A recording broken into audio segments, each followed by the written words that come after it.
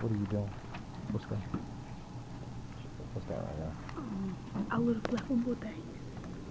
They're what? A little note for vocabulary words.